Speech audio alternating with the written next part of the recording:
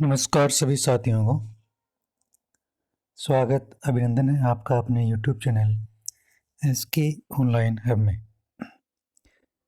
राजस्थान पशु परिसर की जो क्लास है वो अपनी चल रही थी, उसमें अपने राजस्थान के राजवंश में आज अपनी पहली क्लास है मेवाड़ का राजवंश। उसमें महाराणा जो प्रताप है उसका जो इतिहास है वो बहुत ही महत्वपूर्ण माना गया है, क्योंकि इतने पराक्रमी और साहसी अपने स्वाभिमान को न बेचने वाला मेवाड़ में अगर शासक हुआ है तो वो महाराणा प्रताप को माना जाता है, क्योंकि उन्होंने अंतिम समय तक अपने स्वाभिमान का सौदा वो नहीं किया था और अंतिम सांस तक उन्होंने अकबर से जो लड़ाई है वो जारी रखी थी।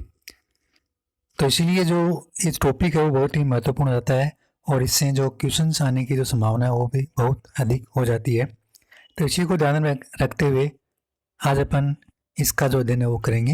इसके जो महत्वपूर्ण पर्सन जो कि पहले के एग्जाम्स हो चुके हैं उनमें भी आए हुए हैं और आगे आने वाली जितनी भी जो एग्जाम्स हैं उनमें भी आने की संभावना रहती है। अकबर है वो भारत का एक महानतम विजेता और साम्राज्य निर्माता उसको माना गया है,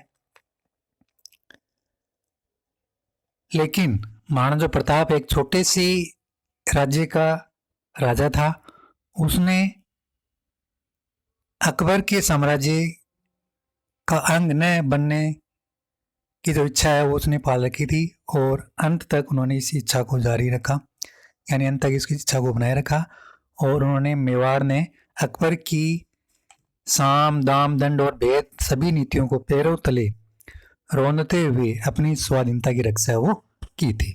तो इसमें सबसे पहले अपना पहला प्रश्न आता है इसमें कि महाराणा प्रताप का जन्म वो कब हुआ। तो इसका जन्म हुआ था 9 मई 1540 को ज्येष्ठ शुक्ल तृतीया को रविवार के दिन महाराणा प्रताप का जन्मदिन है वो जन्म है वो हुआ था।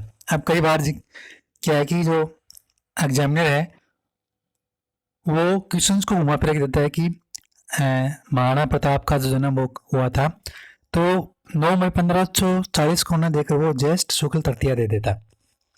तो अगर किसी भी विद्यार्थी ने अगर उन्होंने गहन अध्ययन किया है तो आसानी से इसका जो उत्तर है वो दे सकता है, लेकिन जिन्होंने ऊपरी तौर पर जो अध्ययन किया वो इसका जो उत्तर है वो नहीं दे सकता। इसलिए मैंने तीनों जो फैक्ट हैं वो एक साथ आपके सामने रख दिए ताकि आप कंफ्यूज नहीं हो। तो महाराणा प्रताप का जन्म वो 9 मई 1540 को हुआ था, ज्येष्ठ शुक्ल तृतीया और रविवार के दिन इनका जन्म हुआ था। इनकी माता का नाम जयवंताबाई था और इनके पिता का नाम महाराणा उदय सिंह था। और महाराणा प्रताप की जो मृत्यु है वो हुई थी 19 जनवरी 1597 ईस्वी में महाराणा प्रताप की जो मृत्यु वो हुई थी। महाराणा प्रताप का जन्म है वो कुंभलगढ़ दुर्ग के कटारगढ़ में बादल महल में हुआ था। ये भी पर्सन से बहुत बार रिपीट हुआ है और बहुत बार ये पूछा गया है एग्जाम्स में। कटारगढ़ को मेवाड़ की तीसरी आंख वो कहा जाता है। ये क्वेश्चन भी कई बार एग्जाम्स में रिपीट हुआ है। अब अपन जो महाराणा प्रताप है उसकी जो मुख्य मुख्य जो बातें हैं, महाराणा प्रताप की जो ऊंचाई है वो कितनी थी, यानी कितने फीट उनकी ऊंचाई थी। तो महाराणा प्रताप की ऊंचाई थी वो थी 7 फुट 5 इंच, यानी 7.5 फुट की ऊंचाई है वो महाराणा प्रताप की थी। और महाराणा प्रताप का जो वजन है वो कितना था, यानी इतनी ऊंचाई होते हुए भी महाराणा प्रताप का जो वजन है वो 110 किलो था। यानी अगर ऊंचाई के हिसाब से देखें तो इनका जो वजन है वो बहुत ही संतुलित है। महाराणा प्रताप के भाले का वजन है वो कितना था, तो महाराणा प्रताप के भाले का वजन है वो 81 किलो था। अब नेक्स्ट है महाराणा प्रताप के कवच का वजन है वो कितना था, तो महाराणा प्रताप के कवच का वजन है वो 72 किलो था। अब देखिए कि पहले के जमाने में जो महाराजा हुए थे, राजा होते थे, वो कितना ताकतवर होते थे। अब आज के समय में अगर 81 किलो किसी को उठाने के लिए दे दिया जाए तो उसके पसीने छूट जाते हैं, लेकिन पहले के जो राजा महाराजा थे वो उनके भाले का वजन ही 81 किलो था और उनका जो कवच होता था उसका वजन भी 72 किलो होता था। चलते हैं अपने नेक्स्ट स्लाइड पे। इस पे अपन देखते हैं युद्ध में जाते समय महाराणा प्रताप 2 तलवारें लेकर जाते थे, क्योंकि महाराणा प्रताप किसी निहत्थे पर वार नहीं करते थे। इसलिए दुश्मन भी महाराणा प्रताप के युद्ध कौशल का कायल था। यानी इसी युद्ध कौशल की जो उसका जो प्रतिद्वंदी होता था महाराणा प्रताप का, वो भी महाराणा प्रताप की इस खूबी का बखान करता था कि महाराणा प्रताप वो किसी भी निहत्थे सैनिक पर वो वार वो नहीं करते थे। अगर सामने वाले के पास तलवार नहीं है तो जो 2 तलवार खुद लेकर आते थे, उनमें से एक तलवार निकाल कर वो सामने वाले प्रतिद्वंदी को देते थे, ताकि वो अपना जो शौर्य वो दिखा सके। और इसी कारण उनका जो दुश्मन होता था वो भी उनकी प्रशंसा करता था। महाराणा प्रताप है वो भाले, कवच और तलवार सहित महाराणा प्रताप है वो 208 किलो वजन लेकर चेतक घोड़े पर चलते थे। यानी खुद का वजन हो गया, उसके बाद में उसके भाले का वजन हो गया, उसके बाद में उसके कवच का वजन हो गया। खुद का, भाले का और कवच, इन तीनों को मिलाकर महाराणा प्रताप वो 208 किलो वजन लेकर चलता था। चलते हैं अपनी नेक्स्ट स्लाइड पे। इसमें अपना पहला प्रश्न आता है, महाराणा प्रताप का बचपन का नाम क्या था? तो महाराणा प्रताप का बचपन का नाम है वो कीका था। कीका कहकर उनको पुकारा जाता था। उनकी पत्नी का नाम अजबदे पंवार था। छिहर बाई उसकी दूसरी पत्नी का नाम था। महाराणा प्रताप के पुत्र का नाम अमर सिंह था। महाराणा प्रताप के जो उपनाम है वो कौन कौन से हैं? उनमें पहला नाम आता है उसका मेवाड़ केसरी। उसके बाद में उसका नाम उपनाम आता है पातल के नाम से भी महाराणा प्रताप को जाना जाता था। हल्दी घाटी का शेर के उपनाम से भी महाराणा प्रताप को जाना जाता था। और हल्दी घाटी का शेर है, ये उपाधि वो कर्नल टोड ने उसको दी थी महाराणा प्रताप को। महाराणा प्रताप की प्रिय घोड़े का नाम चेतक था। त्राटक और अटक चेतक घोड़े के भाई थे। यानी चेतक के 2 भाई और थे, उनका एक का नाम त्राटक था और दूसरे का नाम अटक था। महाराणा प्रताप की प्रिय हाथी का नाम राम प्रसाद और लोना थे। महाराणा प्रताप का राज्याभिषेक है वो 28 फरवरी 1572 गोगुंदा उदयपुर में हुआ था। चलते हैं अपनी नेक्स्ट स्लाइड पे। इसमें अपना पहला क्वेश्चन आता है, अकबर द्वारा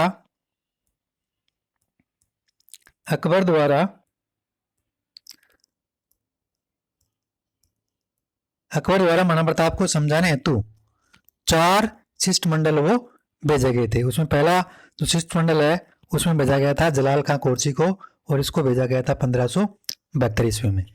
तो एग्जाम्स में इनका भी जो उल्लेख है वो कई बार हमें देखने को मिला है कि एग्जामिनर ये 4 ऑप्शन दे देंगे, उनमें से ये पूछेंगे कि इनमें से महाराणा प्रताप को समझाने हेतु कौन सा शिष्टमंडल है वो उसमें शामिल था और कौन सा नहीं था।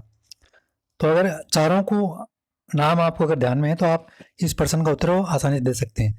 पहले शिष्टमंडल में भेजा गया था जलाल खां कोरची को, और इसको भेजा गया था 1572 ईस्वी में।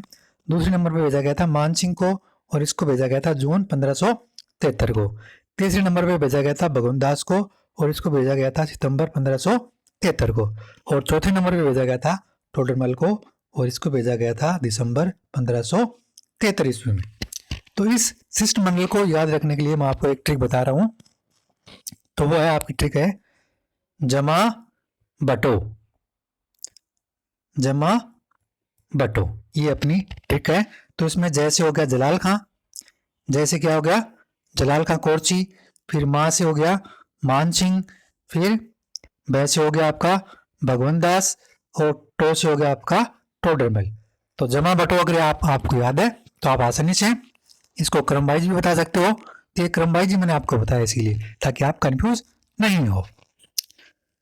मानसिंह कछवा और प्रताप के बेटे के बीच मुलाकात वो कहां पर हुई थी? तो उनकी मुलाकात हुई थी उदय सागर झील पर हुई थी। चलते हैं अपनी नेक्स्ट स्लाइड पे।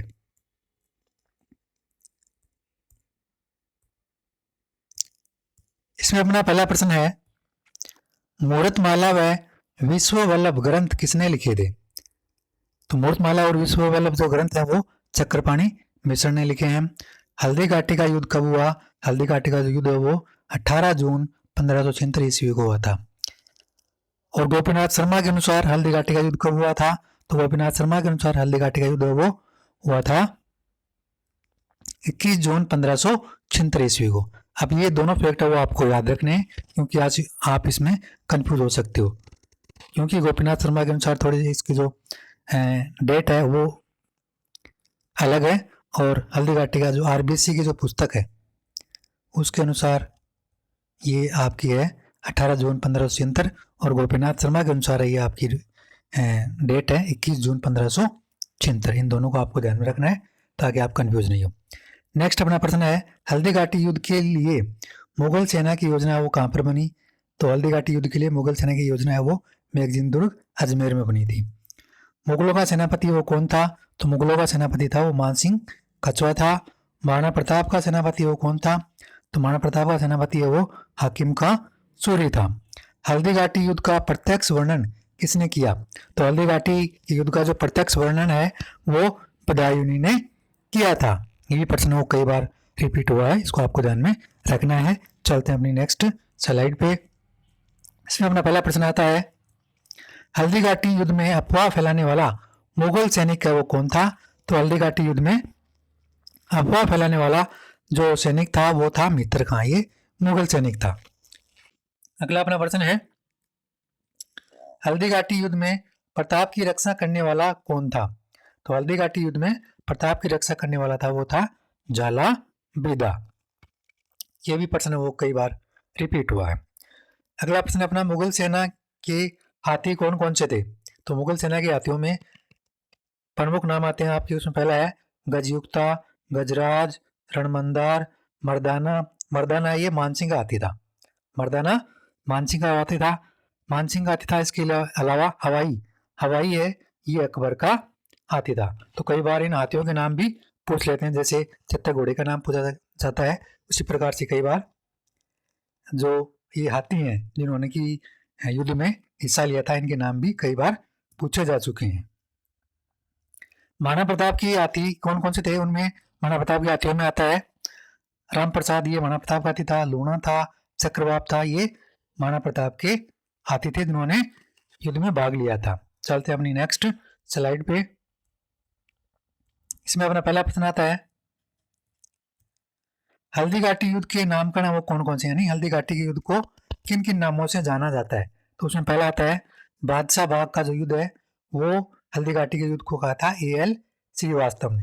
कई बार इनके नाम पूछ लेते हैं कि बादशाह बाग का युद्ध वो किसने कहा था?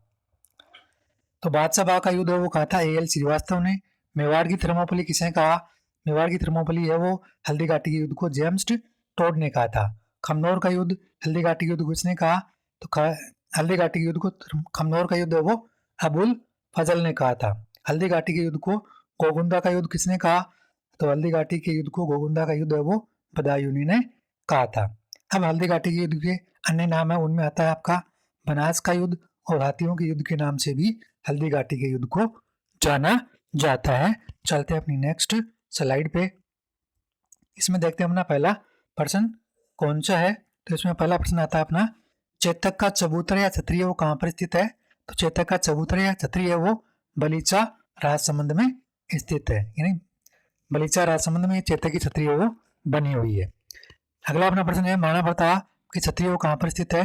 तो महाराणा प्रताप की जो छतरी है वो बांडोली में केजड़ बांध पर 8 खंबिया वो छतरी महाराणा प्रताप की बनी हुई है। अगला अपना प्रश्न है, महाराणा प्रताप की आर्थिक सहायता वो किसने की? तो महाराणा प्रताप की आर्थिक सहायता है वो भामाशाह व ताराचंद ने की थी। नेक्स्ट अपना प्रश्न है, महाराणा प्रताप ने मेवाड़ की आपातकालीन राजधानी वो किसे बनाया?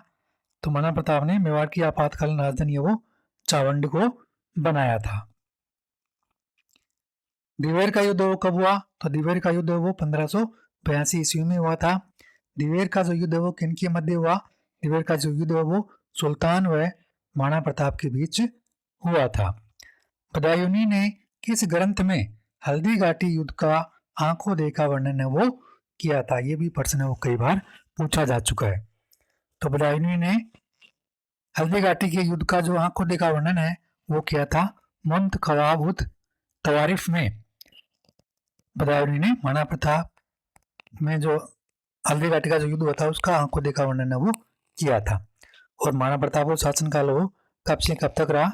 तो महाराणा प्रताप का शासनकाल वो रहा था 1572 से लेकर 1587 97 ईस्वी तक महाराणा प्रताप का शासनकाल है वो रहा था। इस प्रकार से आज हमने महाराणा प्रताप के जो महत्वपूर्ण फैक्ट थे उन सभी का हमने अध्ययन है वो किया है। तो आशा करता हूँ कि आपको जो क्लास है वो पसंद आई होगी। तो आपको क्लास कैसी लगी आप ये कमेंट कर ज़रूर बताएं, ताकि हमें क्लास में आगे और भी सुधार करने के जो अवसर वो हमें मिल सकें। आपको किस प्रकार की क्लास चाहिए वो भी आप लिख सकते हैं। वीडियो देखने के लिए आप सभी प्रतिभागियों का धन्यवाद।